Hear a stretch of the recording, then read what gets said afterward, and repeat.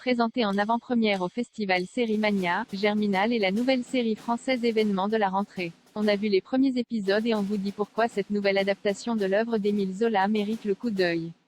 30 ans après le film de Claude Berry, France Télévisions a choisi d'adapter Germinal en mini-série et d'en faire son premier projet majeur résultant d'une stratégie internationale conséquente.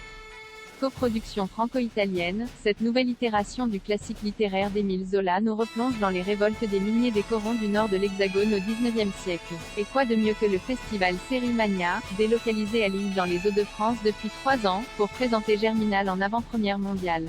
Avec une projection spéciale à Vallers-Sarenberg, un des nombreux lieux de tournage avec l'ancien site minier d'Oigny, entre autres, et des projections dans les salles de cinéma de Lille, France Télévisions et Série Mania entendent bien faire rayonner le savoir-faire de la France en matière de séries historiques.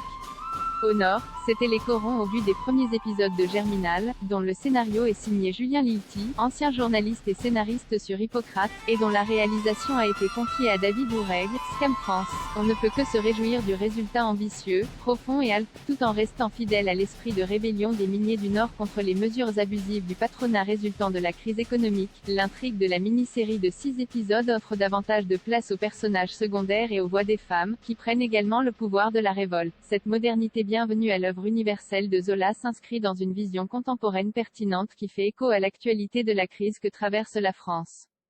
Si l'écriture est brillante et enjouée, grâce à Julien Lilti et son équipe de scénaristes, Loïc Barrère, Chérif Sey, Samir Oubouchou, Maude Garnier, Clémence Lebateux, Mélusine Reynaud et Chekna Sankaré, la réalisation n'est pas en reste.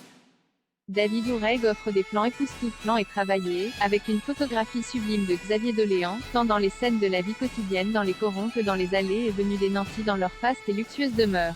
Le fabuleux travail sur l'image et le son se ressent d'autant plus dans les séquences musclées de révolte et au plus profond des mines où le metteur en scène apporte de la poésie et de l'éclat à ses visages et ses corps broyés par le labeur indécemment rémunéré.